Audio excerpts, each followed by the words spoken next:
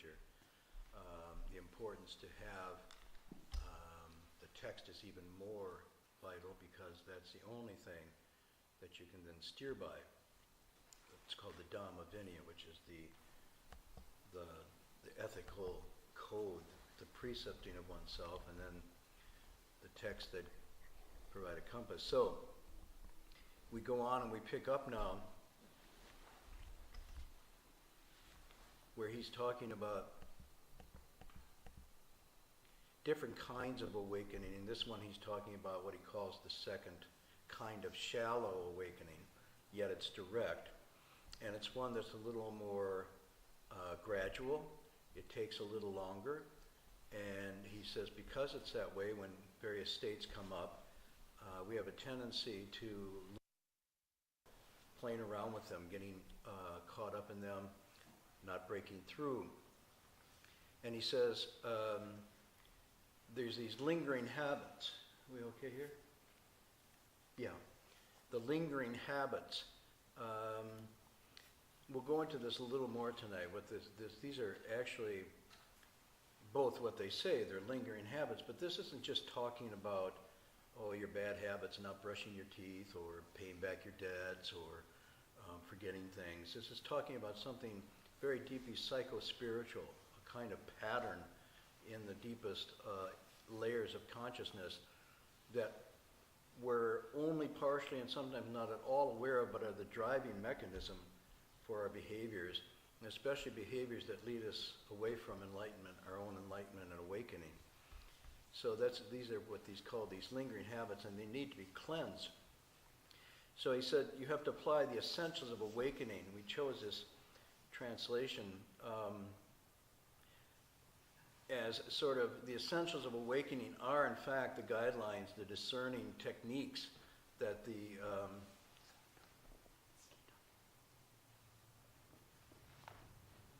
no, I can't remember what I said. It took my thought away. Discerning techniques. Discerning techniques, thank you. Somebody's listening, that's good. Or not.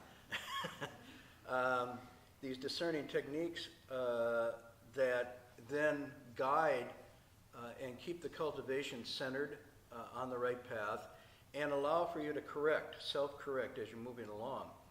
So the essentials of awakening on one level are just talking about shilas and samadhi and insight. So it's the basic moral conscience cleansing activities that allow you to see things clearly. Seeing things clearly allows you not to make so many mistakes. Not making so many mistakes clears the consciousness, gets more settled. The more settled it is, the more clear, and it becomes a reciprocal kind of thing that's going on here. Shila, samadhi, insight. Insight leads to more understanding of why you'd want to have your karma clean, why you'd want to be not harming yourself and others and so forth. And this becomes a ball, rolling effect. These are the essentials of awakening. Some of the essentials of awakening are the essentials of non-awakening. In other words, knowing what isn't awakening. So we thought, well, what are the essentials of awakening? Probably more important is the essentials of what's not awakened, what is not clear, what is not leading to the end of suffering, leading to the development of your kindness, compassion, equanimity, and so forth. Actually, this is much more obvious than what is awakening, but at the same time, it's also that which is most obscure in some ways and harder to get and nail down. To the point that sometimes we actually see it very clearly in others. I can tell you what's messing you up. I can tell you what's keeping you from awakening. And one of the biggest things is you don't listen to me. That kind of advice. But seeing it in oneself, having that mirror to see your own, much more difficult. Even though it's obvious to others, and even if a good and wise advisor, someone who doesn't have an agenda, points it out, wow, it's so obvious when we see it. And why didn't I never see that before? Why didn't I see that quality of character or my misconstruing of things or my reading into things or these deep habits and faults? So the essentials of awakening also apply to the essentials of non-awakening. That's more important. And vigorously observing and illuminating these and testing your mind against them. So this process of self-cultivation he's talking about is, on one hand, you have the text or you have the teacher and you have the guidelines to steer by. These are the essentials of awakening. So when a state comes up, for example, one of the texts you can refer to is something like the Shurangama Sutra. And the Shurangama Sutra has a whole section devoted to states, altered states of consciousness that can come up in the process of cultivating your mind. And it's sort of like a topology of the ways that you can experience things and then misinterpret them and go wrong. And so that becomes an essential technique or guideline for awakening and allows you to illuminate, in other words, to test them against the light of that. Shine a little light on them and say, oh, I just had this state, and I don't know, maybe I'm a sage now, or maybe my cultivation's hopeless. And then you look at this and say, oh, well, here the text talks about and says, if this state comes up, it's normal, it's natural, it's part of the process of pulling off the layers. Well, you say, that's good, so I'm making progress. I'm getting very close, and it says, but be careful not to think that you've attained something. Oh, okay. Or that you've lost something. It's just, and you just see it with a kind of even-mindedness, nothing special, nothing not, and you roll on. And that sounds so simple, and that's the formula that gets repeated. This state could arise. This state could arise. You could have incredible paralyzing fear. You could have incredible, rocket bliss that takes you up. You could have insights into your past lives. You could see other people's thoughts. Blah, blah, blah, blah, blah. All this. You can see through walls and doors and whatnot. I know you always have this happening. Yeah, right. So, but don't look forward to it. That's what it's saying. If it comes, it's just a natural process of the mind's unfolding and opening up. And actually, it's not special because these abilities are sort of in the ordinary scope of the mind, but because we've cut them off for so long, when they actually sort of come up again or they open up, we think there's something special. But that's another point. The thing he's saying is, in the text, the Buddha's saying, no matter what comes up, good or bad, elevating, edifying, world transcending, or the opposite, just see them as ordinary, see them as nothing, and they will pass, and you will move on, and that will pass, and you move on. Eventually, all these things will play out, and your mind ground will become completely clear, unobstructed, unimpeded, and everything will just become as it is, Rusher, things as they really are, without the mediation of all these emotions and so on and so forth. So that's what's called applying those essentials, illuminating, and testing your mind against them.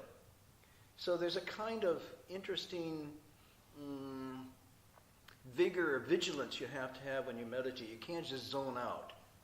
You can't just I don't pay attention to anybody, I'm just going to sit here until I get enlightened and enter this deeper and deeper state of just absorption or oblivion.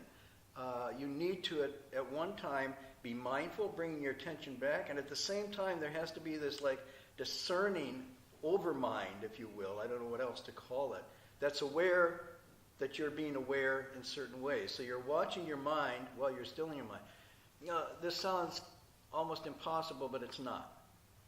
And it's something that naturally starts to manifest as you get into the practice. So if we talk about it theoretically, it sounds like a camera trying to take its own picture, which doesn't seem to be possible. But when you actually get into it, this develops because it is innate to the discernment of the mind. This quality of observing yourself in the midst of your practice. It's almost like it's called sometimes the good and wise advisor within, the Kalyana Mitra within. And it's this voice of, not a voice, okay, I'm just using a metaphor here. You're not hearing voices. It's a voice, a presence of clarity, of insight, and of just amazing objectivity that allows you gradually to start watching yourself. And that ability to watch yourself allows you to see that what you take to be yourself often is a construction and not your real self. And this gets really interesting. That's why meditation, if you really do it right, is like you lose track of time and space because it's absolutely fascinating. Anyhow, he's saying then you test your mind against them. Now, if you don't pass the test, if you mistake it, then what do you do?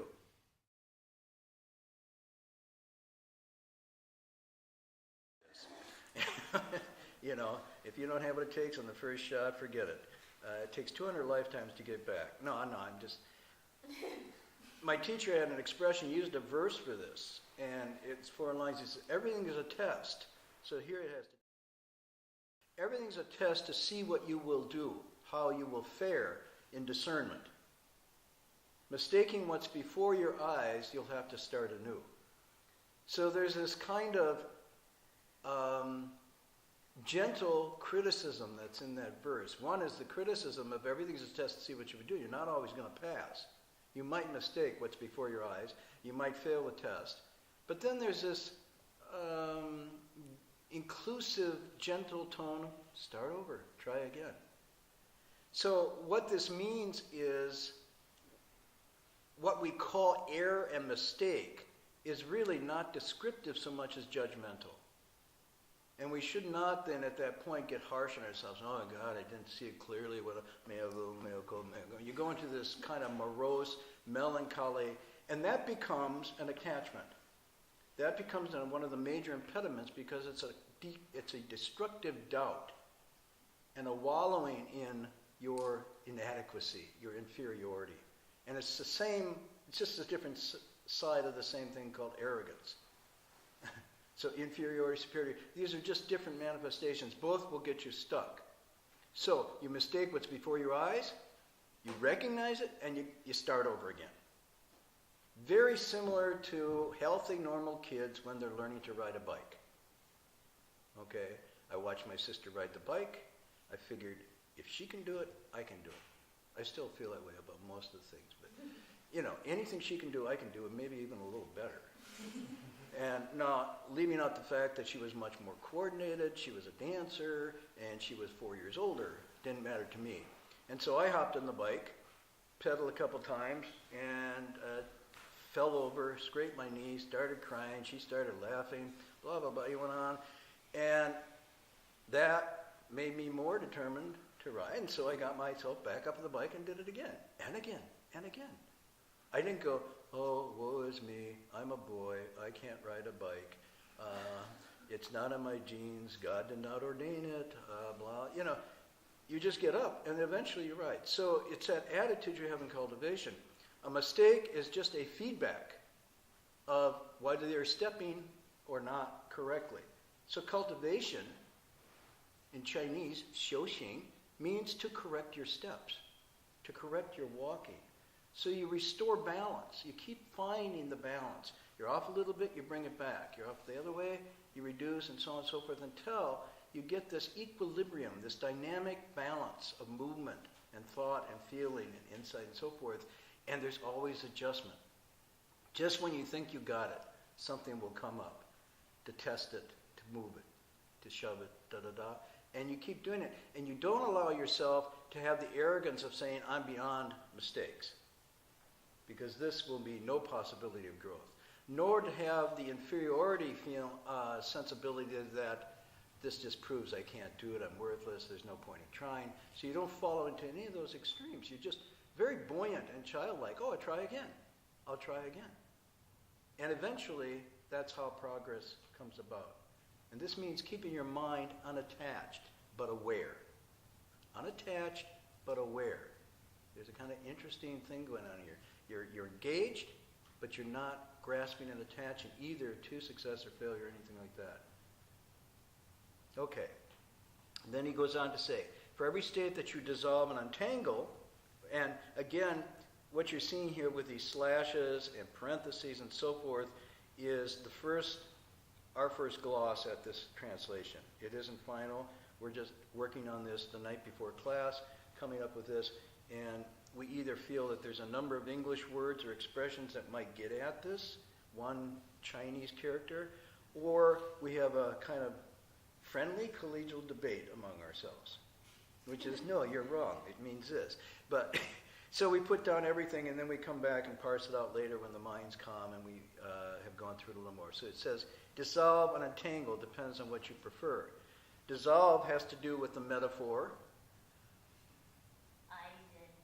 ice and water. So in the Platform Sutra, the Sixth Patriarch says the fundamental substance of Bodhi is this. It's just like water. However, in one state it's ice, and in another state it's flowing as water. It's one substance in two forms. So the afflictions or the confusions, the negative emotions, are your Bodhi frozen, so to speak. It's ice. Dissolved, not smashed, dissolved, it becomes the water that flows and is unobstructed. So that's the principle of non-duality. Afflictions and Bodhi are not two, they're just manifestations. So if you like that dissolved metaphor that works, you go this way. Now, there's another one, but some people like the untangle. Where does that one come from? Where? Right, but I'm just thinking in the metaphorical language of Buddhism, there's a whole line of expressions that go, the student comes to the teacher and says, "Teacher, my mind, my emotions, I'm just tied in knots. Help me untie these knots." And the teacher says, "Who ties you up?" Turns it back. This, in Chinese again, which is the language I mostly use for these, the expression for the unbound, liberated, clear, awakened state is sometimes called jieto. It means liberated. But here, jieto, the characters mean untie. So again, you have a rope that is useful and this length and can work, but then if you tie it into knots, it becomes not as useful. I think back to when I was a kid, before I was a vegetarian, I go fishing with my grandfather, and if you got the line all tangled in knots, it was useless. Because, again, excuse my non-vegetarian things, when you catch the fish, you want to reel it in, then you have a knot, it gets stuck and you can't. So my approach, of course, was to beat the fish or, take my pull. My grandfather said, "No, you untie the knots." Well, I bit my fingernails when I was a kid, so I didn't have any grip. And so there I was. I knew he was pulling fish and everything was good, and I was sitting there untying the knot. And he said, "Well, you tied it, you untie it." I said, "Well, why don't we just cut it?" And he said, "Well, if you cut it this time and you tangle again, you cut it, pretty soon you'll have no line left." Oh, my grandfather is really patient or persistent in this. So the jieto has the idea that you untie, and by untying what's tying you up, you become free. This also works very well for one of the translations of dukkha as stress.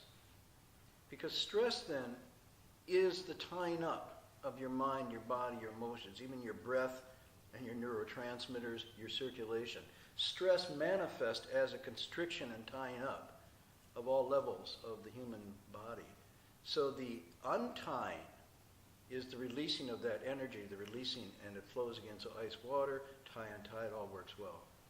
And he says, when you do this, the more your Dharma body, which basically is the Buddhist term for your innate potential for Buddhahood that all living beings have, this full human potential for awakening, wisdom, and compassion, that Dharma body is much more than realized. It manifests even more. Now, it isn't saying it increases. Okay? Be careful of the language here. It just says you realize that much more. And there's a very subtle difference in language because that Dharma body is not basically something that can increase or diminish. It doesn't come or go. It's always present. We either realize it, make it real, or we don't. And that's why it says it's not greater in a sage or a Buddha and less in a common person, but level and equal throughout. Only the realization or awakening to that differs.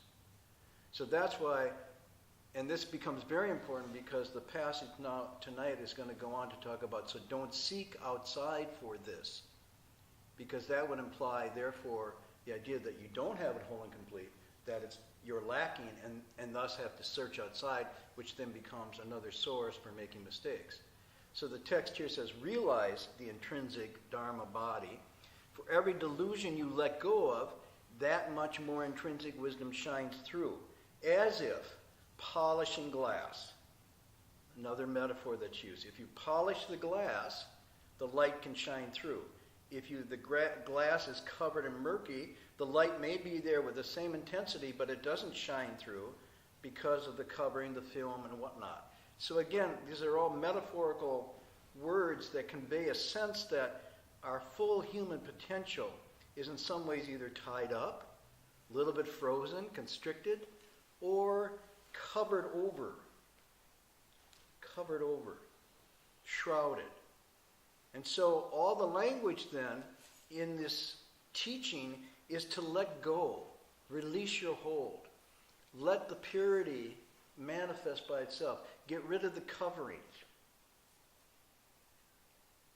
You see, so that the liberation is a return, it's a going back. It's not an aggressively going out and grabbing and frenetically searching, but really a quieting, a letting go. It's almost counterintuitive. And that's why almost all the language in this tradition is paradoxical. Paradoxically, it says, oh, the way forward feels like you're going back. The way up feels like you're going down. The way to brightness feels dark. Why does it feel dark? Because you're going in and getting out the darkness. That's why it feels that way. But once that is gone, then the light manifests by itself. So it has the paradoxical language. And then he says, the more you can stay on top of it, the more natural it becomes. Wow, this is pretty cool. In other words, it gets easier. Well, it doesn't get easier by itself. That's not what he's saying. The more you can stay on top of it, it gets easier. So the longer you do this, and the longer you do it with discernment and following the essential techniques, the easier it gets, the faster you recognize what's happening, and the more natural it becomes. So at the beginning, the process of self-cultivation feels, I'm just sharing this, it feels very awkward. You feel very vulnerable. You feel clumsy. You don't feel cocksure. You don't have crisp answers for everything people ask you. Often you kind of feel almost like a child who's just learning to walk, or a child that's just learning to talk. Because you're reversing all your phony confidence and all the kind of coverage you put over to make you look crisp and confident in a worldly way, which is really a lot of BS. But you get good grades for that. You can go through school mastering these techniques. You can hang out in groups and get refined. And what's the other word they use? Finished. I like that, finishing schools. You can get finished. Some of my niece's friends on the East Coast go to finishing schools, and they learn the graces. They learn how to conduct themselves, how to stand, what clothes to wear, how to do their makeup. Men learn the same thing, what suits to wear, how to shave, and the social graces. Hi, how are you doing? It's good to see you. Yeah, really glad you came. I wish you weren't here. You can have, so the subconscious voice on this gets pretty funny. You have your own sort of Saturday Night Live thing going here, like, oh, that SOB came, hi, it's good to see you. Stop looking at my girlfriend. We do this sort of thing, I hope you fail. It's going on all the time. But what we call getting along and making our way in the world often is a kind of hypocrisy that we even become so convinced we're doing it, we forget we're hypocritical. And so this kind of covering covers over the nature. To become on this path towards sagehood, it says you have to become like a child again, which means you have to deconstruct all of that phoniness. And that's why cultivators of the way often look at the beginning like they've taken steps backward. And when the family comes to visit it, they say, well, you lost your old confidence or your old spark or whatnot. But it's not that you've lost it, it's that you're stripping away the falseness. And in that period of transition, of incubation, the new you, the true you, is just childlike and coming. Now, the longer you cover it over, the harder it is to regenerate it again. If you haven't left that path so long, it just comes forth really quickly. And you can see this in people. You can see this brightness come in various stages of light, depending on how far they've drifted from the true self. So it's there's nothing that compares to it. I mean, it's the most interesting and probably worthwhile thing in the world to do. And yet, You don't get paid a lot for it. There's not a lot of acclaim that goes for it, but in terms of real satisfaction and being genuine, there's nothing that beats this. So that's what he's saying here. It becomes more natural. Okay, so the next part here.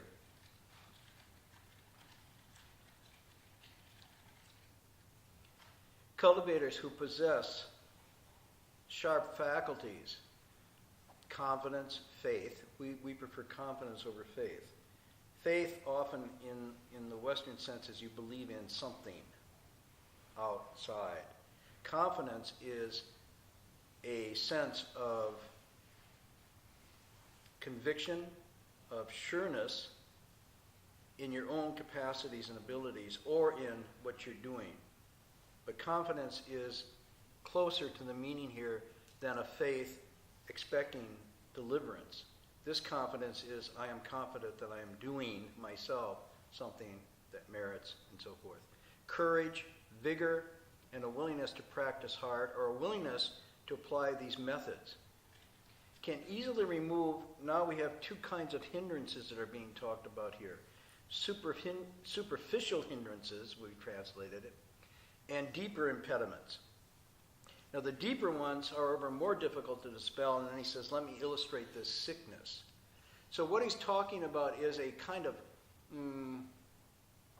maybe closer to something that Jung called sickness of soul. There's an inherent capacity we have for fullness, for awakening from the Buddhist sense, or what Jung would call self-realization, not self, but a bigger realization. However, there's a sickness of soul that comes either through our culture or through our uncultivated personalities that has nothing to do with culture, but we get into a kind of unhealthy state spiritually. And so what has to happen here is the removal of those impediments. What Han Shan is talking about here is a formal term. In the Chinese, it's Li and Shi. Shi are the specifics, the concrete. Li are the abstract. Now, that's one way to render that. The other way that this gets rendered is one is behavioral, that's the specific, and one is intellectual. One is manifest, one is latent. I'm giving you different pairs to use to look at this.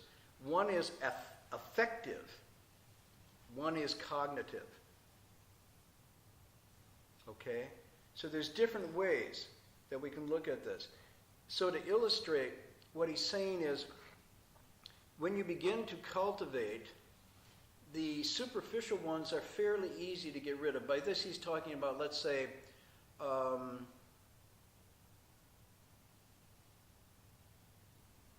stinginess, okay, as an affliction.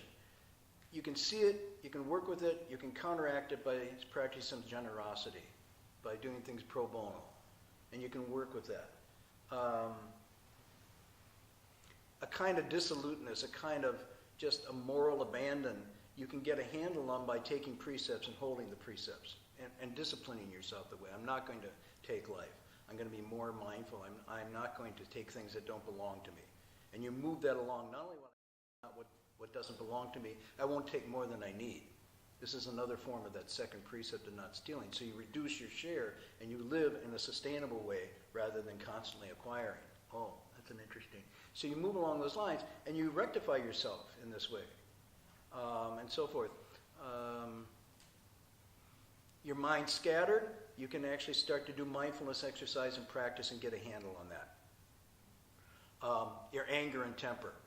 I don't spend much time on this because it doesn't seem to be something that bothers a lot of people.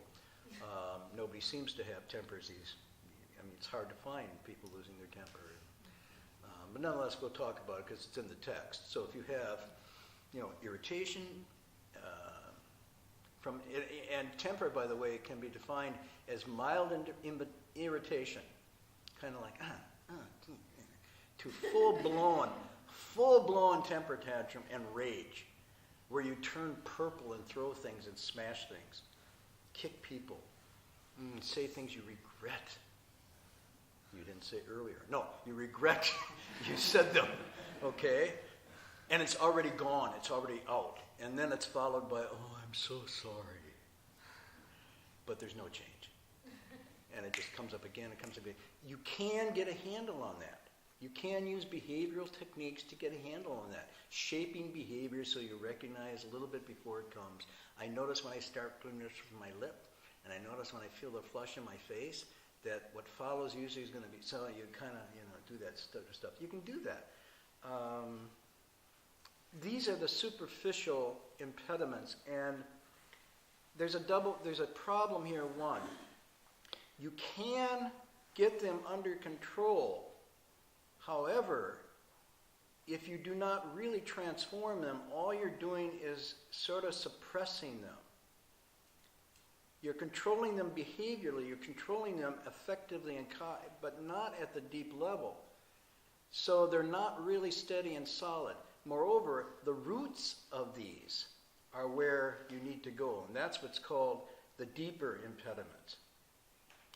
Okay? So on the surface, there's all these manifested, unfortunate, unwholesome habits, faults, character traits that we have that normal good people work on. This used to be sort of the goal in a lot of traditions. Confucianism has this as one of its goals, to perfect your humanity, to become a better person, in a very straightforward way. What Han Shan is talking about here, he's saying these are the branch tips. These are the manifestations where there's deeper roots. So if you want to really get them out, you have to go and pull this root out. You have to go down to that root. Now, where's that root? Fear. Fear. Oh, that's a good one. Fear. Yeah. So we go through them. I mean, we can talk about them as lists, but we can talk about them psychodynamically. I like to talk about them psychodynamically, but the list is tana, tersna, a craving, a thirst that's insatiable. It doesn't mean, oh, I'm thirsty and I need a drink of water. You say, oh no, I'm a Buddhist, I don't follow my thirst. Well, you'll die, so drink, okay? And you eat enough food to stay healthy. Thirst is talking about an unwholesome, a psychological, insatiable craving that no matter what you get, it can't be satisfied. Wow. So in the modern sense, it's a peculiar craving and wanting that we have for everything. And yet when we get it, we feel empty. We feel it's kind of worthless, which then doesn't lead to, okay, enough of that craving. No, it actually leads to more craving. And so this is the nature of what the Buddha is talking about thirst. He wasn't talking about greed for name or fame or something like that. He's talking about a deep psychological longing driven by anxiety, getting, and then being disappointed with what you got. So this is the dukkha of constantly seeking things you can't get, constantly getting things you don't want, and then the third one implied in there, getting what you do want. Because when you get what you do want, comes a dissatisfaction. Well, it wasn't good enough, or there's a better one, or I don't feel satisfied. And so the craving then, and that's what the Buddha's talking about. So this is that kind of craving. And then there is the fear, or the aversion thing. That's the second deep one. And that doesn't mean just a kind of mild aversion. It's the deep aversion of fear of your own mortality. Okay? I know I will die. Is it really mortality, or is it just like being alone? Because that's part of when you die, you like, I don't know where I'm going to be. I have to leave everybody. Everything that's familiar is going to be gone. Let me count the ways in which this manifests, huh? Wow. Does it manifest as a preternatural sense of loneliness? Yeah. Even in the midst of a party, this won't go away. All of this will pass. All this joy and laughter and smoking and drinking and whatnot, and everybody's, ah! And in the back, in your mind, way deep down, you know that this is just a dream and illusion. It's a passing phenomenon. And you're trying to connect with somebody there, and everybody's there trying to avoid connecting with anything, especially themselves. And so you have this kind of I'm talking to you, but I'm looking over here. Or, oops, excuse me. Yeah. That happens all the time. Hi, how you doing? Oh, yeah, you don't matter. Nobody matters. Everybody's self-referential. It's only about me. But when you look at me, then it comes like, well, where's that me?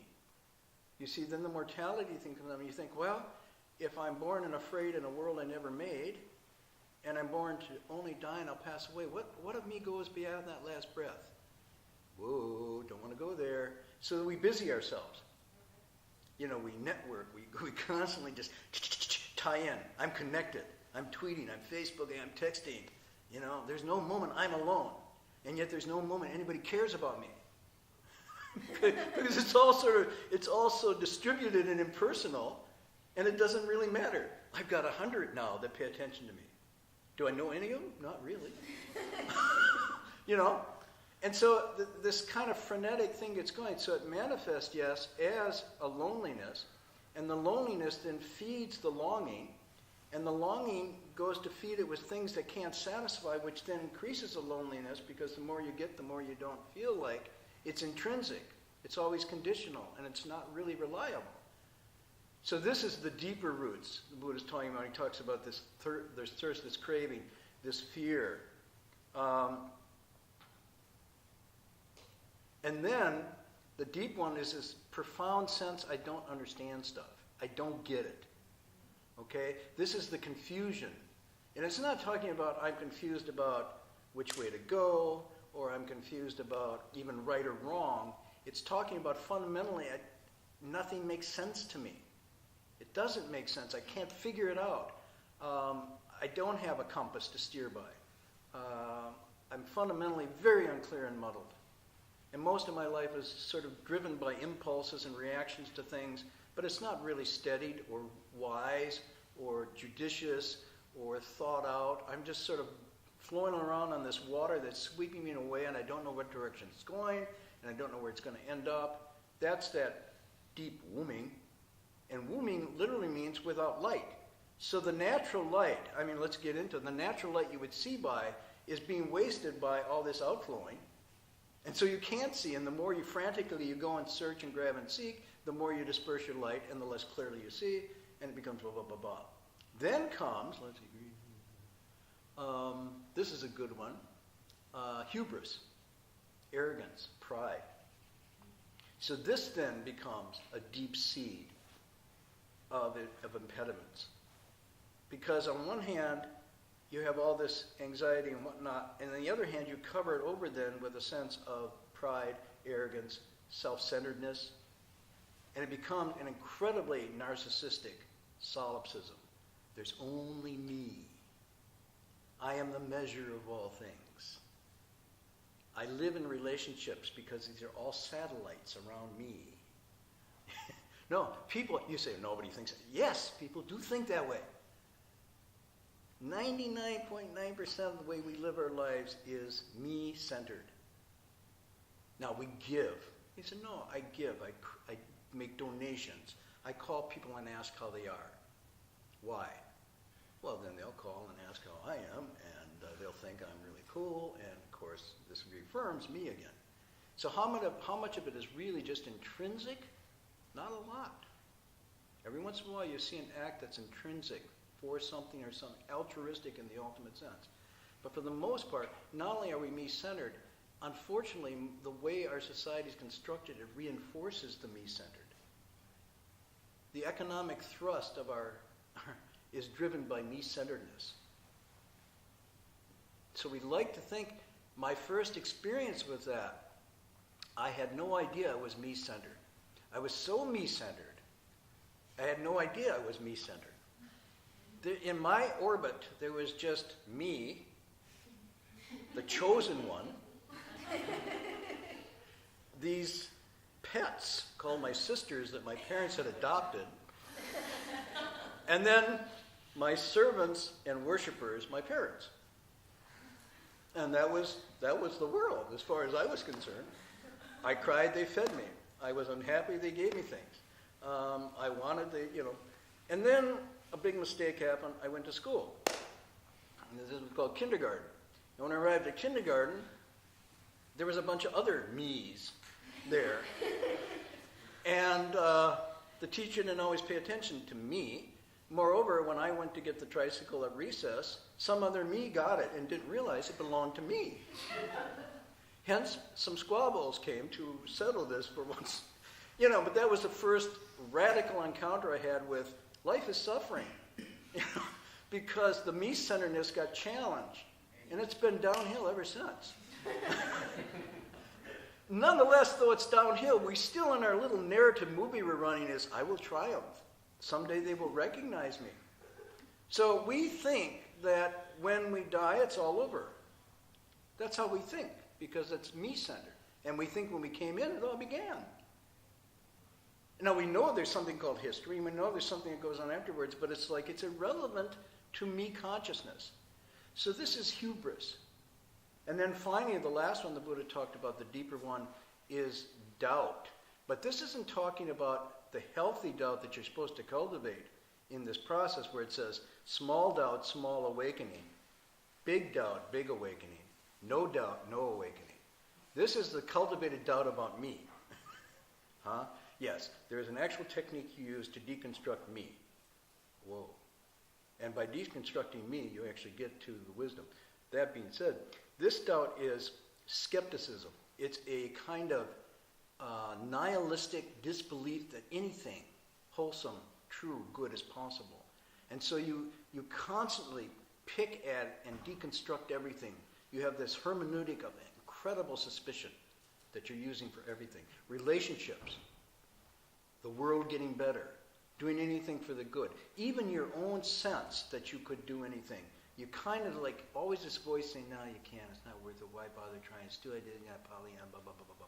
And so that skepticism, what Zhi calls destructive doubt, not constructive doubt, but destructive doubt, paralyzes you, keeps you from actually developing your inherent capacities because you preempt it before you even try. So like Emerson said, you don't know what you can do until and unless and when you try. If you don't try, there's nothing you can do. If you do try, who knows? But it keeps you from actually trying. So you sort of shoot yourself in the foot with this destructive skepticism. So those are the deeper roots. And that takes us to the end tonight. But he says here, these are the most difficult to spell. And now he's going to go into what he calls a sickness. And this will come to the next time, and I want to illustrate this with a couple of stories. But one of the first things he's going to point to here is do not seek for, long for, crave for spiritual, esoteric, wondrous states. So he says, if you have this is one of the deeper impediments. So I just mentioned the standard list. There's thirst, there's hatred, fear and loathing. There is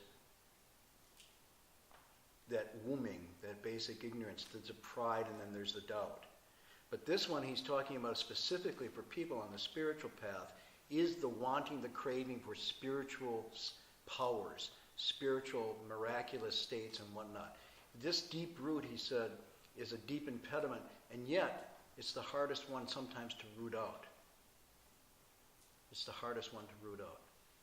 So there's this idea we give up everything worldly to seek for the world transcending, but we bring the same mind that was craving, Mercedes, whatever, and now we're craving this stage of Buddhahood and so forth. And what he's saying is the reason it's an impediment is because it actually then obstructs the real possibility of our attainment. Because if you think of the logic, if you have everything whole and complete to begin with, then seeking outside to grab something actually moves away from that ground and prevents the realization of this. So that's why it's considered to be a real deep impediment. So anyhow, we'll go into this next week, and then I'll read you a story of one of the early disciples, an American woman, actually, who came to study with the Venerable Hsuan in 1949 in China, and the exchange they have, which really illustrates this passage. And I said, next week, I'm not going to be here next week.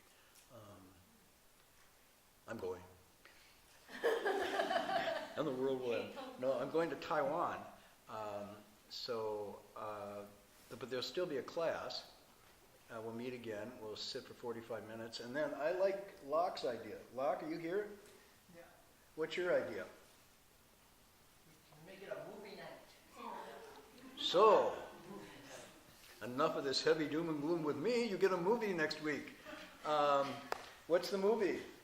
I looked at his trailer. It looks pretty good. What's the movie? Well, I guess along the line of what you were talking about with adjunct last time, so there is a very good movie about hermits in China that we could show. Yeah, I saw the trailer. It looks really interesting. So it'll be a documentary type film on contemporary, right? Sort of contemporary hermits, and about a Western young man who goes seeking into Zhongnan, the area, which is very interesting. I was there, and there are hermits there. I could tell you, but I won't be here next week, so I can't tell you a story of the man in Zhongnan. But maybe when I come back. So that will be next week, and then the following week we'll take a break because it's Thanksgiving.